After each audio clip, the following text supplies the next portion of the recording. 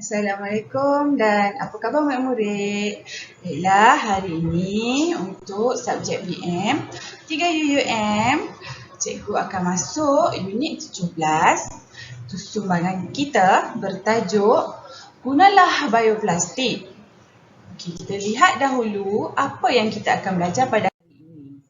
Objektif pada akhir PDPR, murid dapat membina ayat majmuk berdasarkan ayat tunggal yang telah diberikan. Okey, kita tengok dahulu apa itu maksud ayat tunggal dan maksud ayat majmuk. Maksud ayat tunggal ini ialah ayat yang dibina daripada dua bahagian, iaitu subjek dan predikat.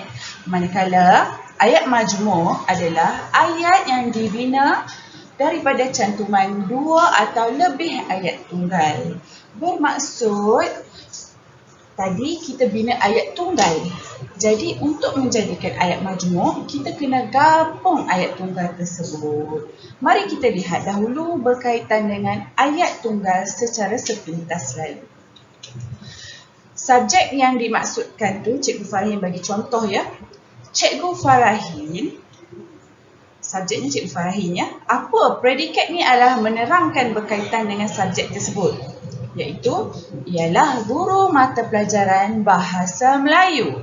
Jadi, ayat tunggal yang lengkap yang mengandungi subjek dan predikat ialah Cikgu Farahin ialah guru mata pelajaran Bahasa Melayu.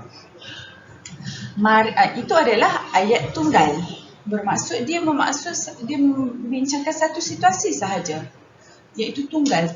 Okey. Yang seterusnya kita lihat pula ayat majmuk.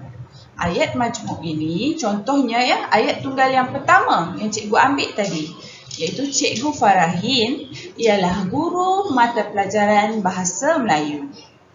Ini ayat tunggal yang pertama. Kita pergi dekat ayat tunggal yang kedua. Masih lagi Cikgu Farahin. Cikgu Farahin ialah guru mata pelajaran Pendidikan Seni Visual. Jadi, bagaimana kita nak membina ayat majmuk daripada gabungan dua ayat tunggal ini ialah kita gunakan kata hubung. Kata hubungnya ada banyak. Jadi, salah satunya yang sesuai untuk situasi ini ialah dan. Jadi, kita lihat ya, ayat majmuknya ialah Cikgu Farahin. Okey, kita tak perlu ulang Cikgu Farahin dan contohnya. Cikgu Farahin ialah guru mata pelajaran Bahasa Melayu dan Cikgu Farahin ialah guru mata pelajaran Pendidikan Seni Visual. Tak perlu ulang macam tu. Tetapi kalau jika ada Cikgu Farahin ataupun dalam tu adalah ayat perkataan-perkataan yang sama. Contoh ya, Cikgu Farahin tunjukkan ya. Okey, ini perkataan sama. Ini perkataan sama. Dua ni adalah perkataan-perkataannya yang sama. Jadi kita hanya tulis sekali saja. Cikgu Farahin. Jadi Cikgu Farahin pun ambil. Cikgu Farahin ialah guru mata pelajaran. Okey. Itu adalah gabungan daripada ayat tunggal pertama dan ayat tunggal yang kedua. Bahasa Melayu. Bahasa Melayu ni kena tulis lah sebab dia satu kan. Dekat bawah ada Pendidikan Seni Visual. Bahasa Melayu dan ini adalah daripada kata hubung tadi. Dan Pendidikan Seni Visual ini adalah ayat majmuk. Kalau awak nak tahu, salah satu untuk mengenal ayat majmuk iaitu mempunyai kata hubung. Apabila dia mempunyai kata hubung, fungsi kata hubung ini ialah untuk menggabungkan dua ayat, iaitu ayat tunggal dan ayat tunggal menjadi ayat majmuk. Kita lihat juga kata-kata hubung yang lain pula. Ini dan tadi. Okay, kata hubung ni ada banyak. Hari ini kita nak belajar kata hubungnya yang ayat majmuk tadi yang bersesuaian kata dengan kata hubung tu kita hanya ada 5 saja. Hari ini kata hubung yang kita nak gunakan. Dan, kerana, tetapi, untuk, supaya. Contohnya yang pertama, Cikgu Farahin bagi dulu ayat tunggal yang pertama ya, ayat tunggal pertama, ayat tunggal yang pertama dan ayat tunggal yang kedua. Mari kita gabungkan kedua-dua ayat tunggal ini. Amalina menangis di tepi jalan. Amalina tertinggal bas sekolah. Baiklah, antara kata hubung dan kerana, tetapi, untuk, supaya, yang manakah yang sesuai digunakan untuk menggabungkan ayat tunggal pertama dan ayat tunggal kedua? Amalina menangis di tepi jalan dan tertinggal bas sekolah. Sesuai ke? Macam tak sesuai kan? Sebab dan ini menunjukkan selalu digunakan untuk orang ke untuk benda yang sama.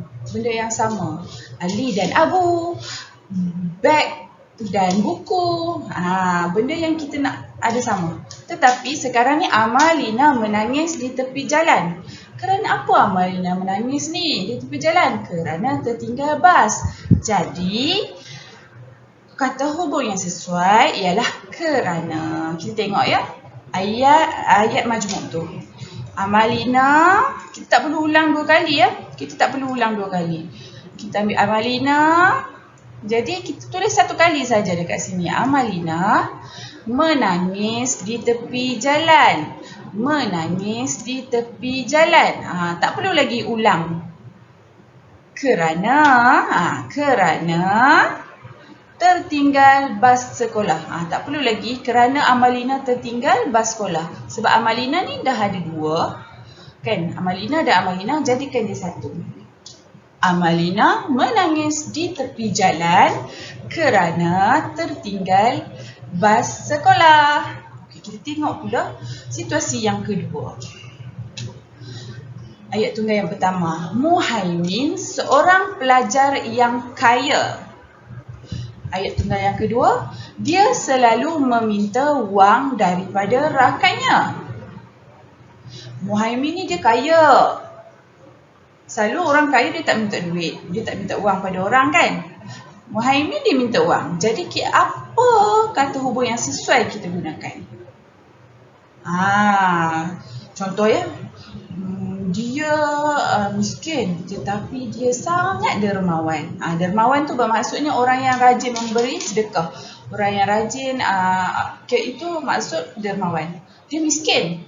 Maksudnya kalau contohlah kita dah miskin, tak ada duit ke, tak ada makanan ke, kan maksudnya, tetapi kita tetap juga dermawan. Dermawan tu orang yang selalu bersedekah. Maksudnya dia bagi barang-barang kan, ataupun apa-apa saja, duit ke apa ke, tapi dia miskin. Maksudnya dekat sini bila situasi yang kurang dicampur dengan yang lebih, dermawan tu lebih, miskin tu kurang kan. Jadi kita kena guna ayat yang tetapi. Jadi dekat sini Muhaimin pelajar yang kaya. Maksudnya dia kaya, dia tak perlu minta duit. Tetapi dia selalu meminta duit daripada rakannya. Jadi kita lihat macam mana kita nak bina ayat majmuk daripada situasi ini. Muhaimin seorang pelajar yang kaya. Jadi Cikgu Farahin dah tulis balik. Muhaimin seorang pelajar yang kaya. Cikgu ulang balik. Pelajar yang kaya. Tetapi selalu meminta wang daripada rakannya. Dia ni tak payahlah sebab Muhaimin dan dia tu bermaksud orang yang sama. Menerangkan Muhaimin itu juga. Jadi untuk membina ayat majmuk tu, Muhaimin seorang pelajar yang kaya tetapi selalu meminta wang daripada rakannya. Okey, kita tengok pula situasi yang ketiga. Masih lagi kata hubung yang kita nak gunakan ya. Ayah memakai topi keledar. Ayah menjaga keselamatan diri. Cikgu Farahin tadi dah katakan, ayah ni ada dua. Jadi kita tulis satu kali sahaja. Ayah memakai topi keledar. Ini kita kena salin balik. Sebabnya dia bukannya ada dua dalam ayat tunggal tu. Ayat tunggal pertama dan ayat tunggal kedua dia tak ulang balik. Jadi kita salin. Ayah memakai topi keledar. Apa dia dekat sini? Menjaga keselamatan diri. Jadi jawapan dia, kenapa ayah nak pakai topi keledar? Jadi untuk. Untuk adalah untuk menerangkan sebab. Sebab kenapa? Kenapa nak gunakan pakai topi keledar tu?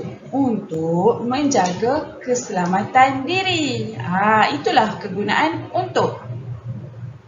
Kita lihat pula ayat situasi yang keempat dan terakhir.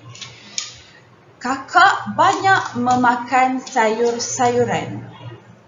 Itu ayat yang pertama, ayat tunggal yang pertama.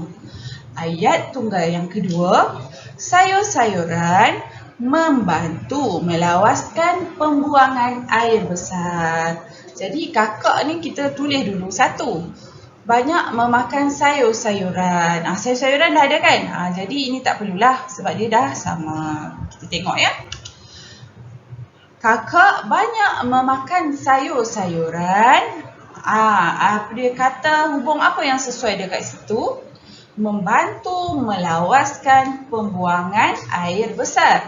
Tengok Cikgu Farin kata sayur-sayuran ni tadi dah ada dekat sini kan. Jadi untuk yang ayat tunggal yang kedua ni kita tak perlu ulang lagi perkataan tersebut. Jadi kakak banyak memakan sayur-sayuran supaya membantu melawaskan pembuangan air besar. Okey, baik, murid-murid faham tak lagi?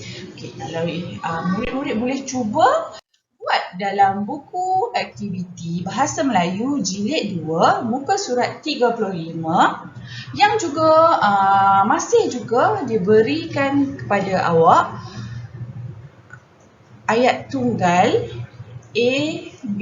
Dia masih lagi beri ayat tunggal dan yang senangnya awak tak perlu lagi cari kata hubung yang perlu digunakan kerana dia dah beri kata hubung yang sesuai digunakan dalam menggabungkan ayat tunggal tersebut. Nampak? Ini adalah kata hubung yang sesuai. Yang sesuai digunakan untuk menggabungkan ayat tunggal tadi menjadi ayat majmuk. Okey, baiklah. Itu sahaja pada hari ini murid-murid. Sekian, terima kasih. Cikgu harap dengan penerangan cikgu yang sedikit ini dapat membantu awak untuk membuat latihan pada muka surat 35 ini.